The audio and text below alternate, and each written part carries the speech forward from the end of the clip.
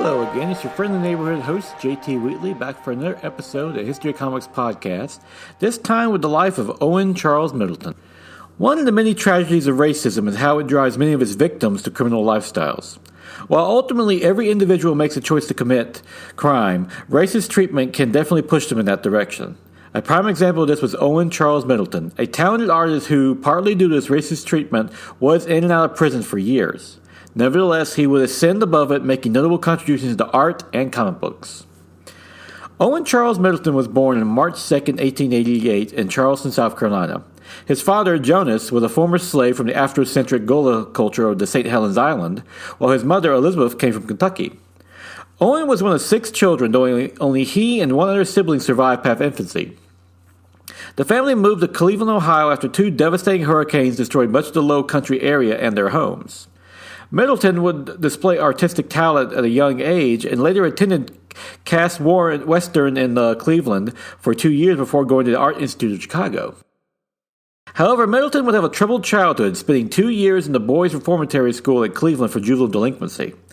Over the next 25 years of his life, Middleton would be in and out of jail. In 1909, he was charged with petty crime, and then in 1916, Middleton was charged with forging a money order. That same year, on October 13th, Middleton objected to the war draft, claiming war objector status, only to be imprisoned in Leavenworth, and then later released on May of 1919 with the rest of the conscientious objectors there. It was during this prison stint that he met William Big Bill Hayward, one of the founders of the Industrial Workers of the World, IWW, whose convention Middleton would later cover for the Chicago Tribune and would also help influence Middleton's future leftist beliefs. Upon release, Middleton did odd jobs from surgical artist to furniture designer in Michigan, and even served as a seaman on a ship, which allowed him to travel the world. Unfortunately, Middleton would discover in his travels that racism existed all across the world, not just America. A notable incident was when he was stranded in Turkey without any money, and when asked a British official for some change, Middleton received a beating instead. Middleton fought back, and which got him arrested, but when the officials learned of his artistic talent, he was released and was tasked to help create maps for the British military. Once he earned enough money, Middleton returned to the United States with a deep hatred of British racism. Back in the States, Middleton was hired by the Chicago Tribune as a staff quick sketch artist, becoming one of the first black artists to have his work published by a major newspaper. Middleton's personal life also picked up when he married Lillian Fort on July of 1922 in Brooklyn, New York. However, on November 18th of 1926, he was convicted of a third-degree robbery, which he attributed to worry and sickness. Middleton had good reason, as this being his 4th conviction, he was subject to the recently enacted Bombs Law in New York State, which mandated life sentences for anyone with 3 separate felony convictions, despite what they actually were, leading to his internment at the infamous Sing Sing prison. While in prison, he managed to get work for the prison doctor thanks to his experience as a medical illustrator. The doctor was so impressed by Middleton, he recommended him for pardon. Unfortunately, this didn't come to pass, as Middleton was part of a scandal in July of 1928 when he provided sketches ridiculing the Warren Lewis E. laws, which were smuggled out by prison guard Fred Garlick. Since these sketches violated Sing Sing censorship rules, Garlick was fired and Middleton was put in solitary confinement. Despite that, Middleton would later write to philosopher William Durant and be added to his 1930 anthology on the meaning of life, which was signed as Convict 79206 of Sing Sing. This was notable since Durant also included works from Sinclair Lewis, George Marshall, and Will Rogers in his work on the meaning of life. Middleton's 7-page contribution has since become an oft-quoted classic, with Middleton questioning the meaning of happiness while still interred in prison. Through this and the pushback against Bombs Law, Middleton was eventually released from Sing Sing in 1935. Sticking to his leftist beliefs, he was named art director of the Champion Labor Monthly, a communist paper, for which he provided editorial cartoons, while also rallying for the anti-lynching bill in New York State in 1939 and against the Smith Act in 1940, which aimed to punish anyone who called for the violent overthrow of the government, which Middleton believed unfairly targeted blacks. While he satisfied his political passions, Middleton still had to put food on the table. To make ends meet, Middleton turned to comic books, like many other artists at the time, doing a 6-page story, 2 Months in the Bush, in War Heroes number 5, July-September of 1943, for Dell Publishing. This was Middleton's only signed work, which coincidentally contained the only signed work by another Black Golden Age artist, Elmer Stoner, and one could reasonably speculate Stoner helped get Middleton these assignments. Middleton also did Spy Smasher and Whiz Comics number 22 on October 3rd, 1941, and Bullet Man number 2 in fall of 1941, where he was credited to Charles Salton, art director of Harry A. Chesler's comic shop, where Middleton worked as an inker. While he appreciated the money this gave him, Middleton would later dismiss comic books as a routine matter with little regard for the art. Despite this, he produced some exceptional work from 1941 to 1944. Middleton would claim racism at the Chicago Tribune, which kept him from his true desire to draw political cartoons for the paper.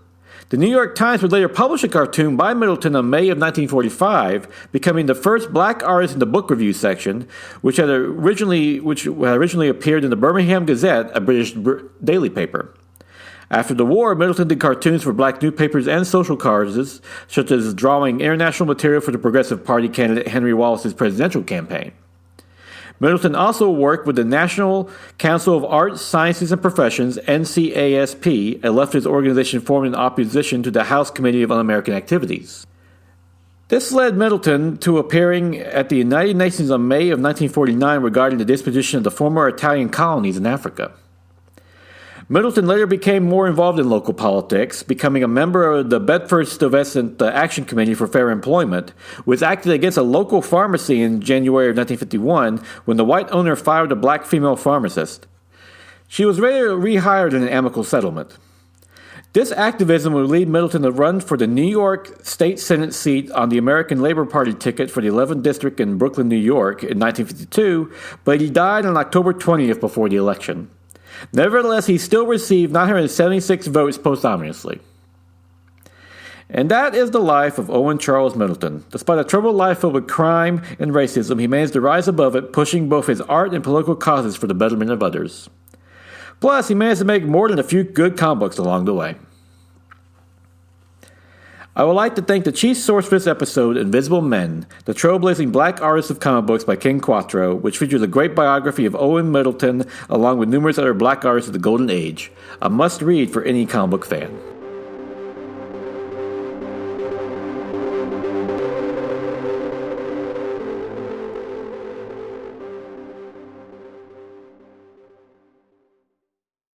My name is Mark McCray, and I'm the author of The Best Saturdays of Our Lives. I'm Dan Kling, co-host of the Best Saturdays of Our Lives podcast. The Best Saturdays of Our Lives features programming trends from the 1966 television season all the way through the last hurrah of the early digital age of the 1990s. On the show, if it's animated, we talk about it. Order your signed copy today at tbsool.com. And listen to the podcast at esonetwork.com and all podcast platforms. Now it's April 29th, 2021, time for the favorite comic of the week. Helm Grey Castle by Henry Burhaus and Brian Valenza, which is a great new fantasy series that starts out with a classic fantasy setting of a group of heroes, a warrior, orc, bard, dwarf, and so forth, going on a mission only to find themselves in a strange new setting that's actually based on Central and South American mythology. This is a great, unique take by Burhaus, which really does a great job of mixing in the Central and South American mythology and Mesoamerican mythos, and so it's called Mectica, and mixing in some classic European mythology with the knights and orcs and so forth, making for a unique take in the character with some great art, of course, by Valenza, who does a great job establishing the setting of Mexica and so forth. And it looks to be a fun read, and also they do that also for D&D fans. They set up an actual game for if you want to play this in a D&D version. So yeah, at the back of the issue. So yeah, definitely check it out. Helm Grey Castle number 1 looks to be a great new fantasy series. And with that, join me again next week when we continue with our list of great black artists of the Golden Age of comic books. And until then, go out and enjoy yourself a good comic book.